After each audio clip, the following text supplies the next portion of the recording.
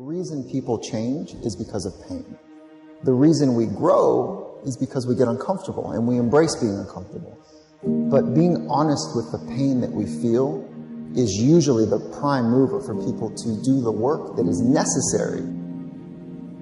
Average person, you and I have about 75,000 thoughts a day rattling around in this thing we call our brains and our minds. 75,000 of them. The crazy thing is 91% of those thoughts are identical to the previous day and are identical to the day before that and the day before that and the day before that.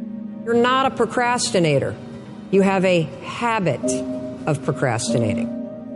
And so most people never take the time to analyze what they think about. The most successful people I know are the most self-aware, meaning they're aware of what they do and they're also aware of what they think. They're aware of how they're perceived. But people like to give themselves this excuse. I do not have the energy to do this. Whatever. If you decide that, that's true. But if you watch a motivational video, there's 100 of them on YouTube, thousands even. You go watch one, you'll get fired up. You're like, I'm going to jump some rope. You jump some rope, you do something. Just do some push-ups, do something, do some bodyweight squats. You'll feel better. Some of them maybe, but I think some of them just don't have discipline. There's an issue with that as well. There's also an issue with momentum. You're not used to doing it. It's not a part of your life. It's not something that you're accustomed to, pushing yourself. There's been many days where I didn't want to work out. I just didn't feel like I had the energy, and I just forced myself. And I think there's very few people out there that know how to force themselves. We wonder why our life seems to repeat itself over and over again. So really the difference in our life, if we have 75,000 thoughts a day, here's the crazy thing. 91% of them are exactly the same.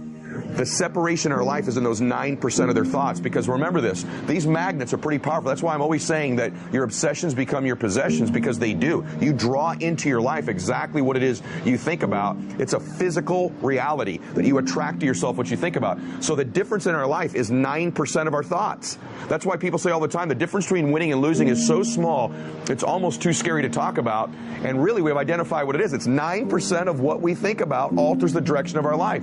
So what I'm here to tell you today is you've got to hone in and get aware of what you think about and then alter those 9% of the thoughts that are variable on a daily basis to serve you. And you know, people are very, very, very, very tough. And it turns out that if you face things that you can put up with a lot more than you think you can put up with, and you can do it without becoming corrupted. You have to be alert when you're suffering. You have to be alert to the beauty in life, the unexpected beauty in life. And, you know, you have to look for that little bit of sparkling crystal in the darkness when things are bad. You have to look and see where things are still beautiful and where there's still something that's sustaining. And, you know, you narrow your time frame and you be grateful for what you have, and that can get you through some very dark times.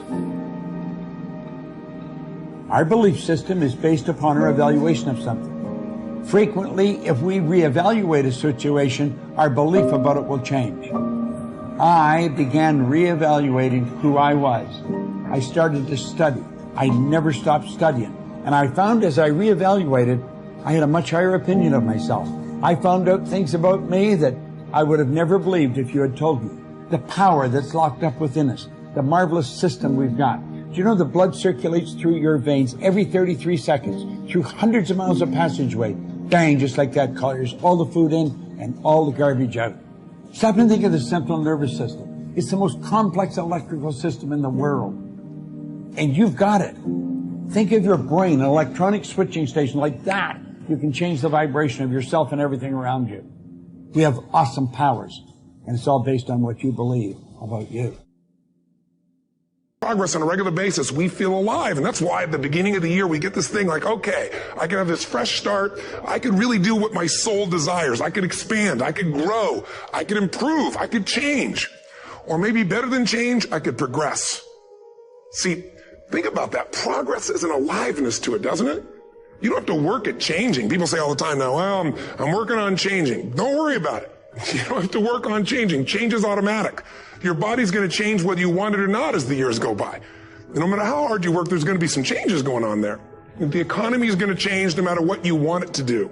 The weather is going to change. Relationships are going to change. Everything in life is always changing. We don't have to work on change. Change is automatic, but progress is not.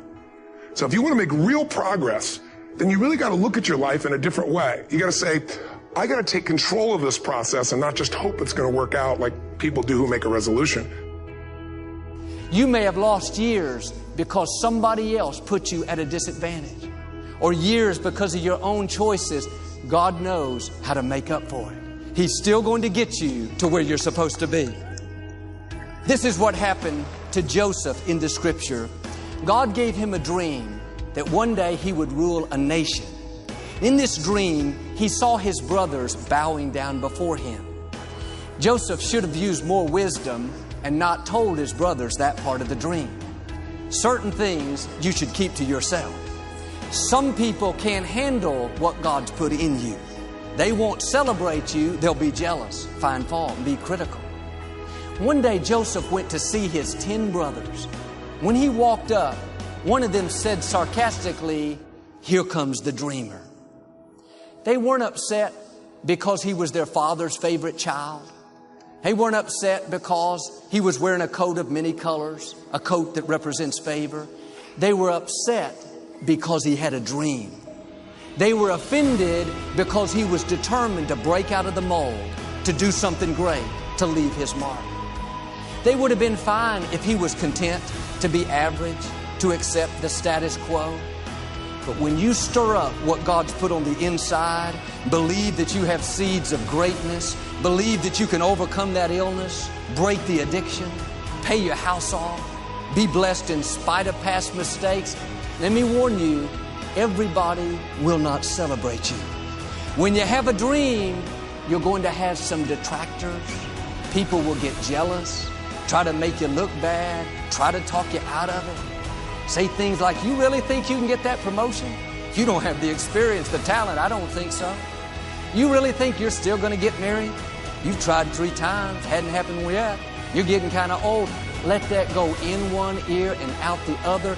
People don't determine your destiny. God does. You have to own your own happiness. Take it away from other people demanding that they make you happy. Your kids are not going to make you happy. Your spouse is not going to make you happy. A big house is not going to make you happy.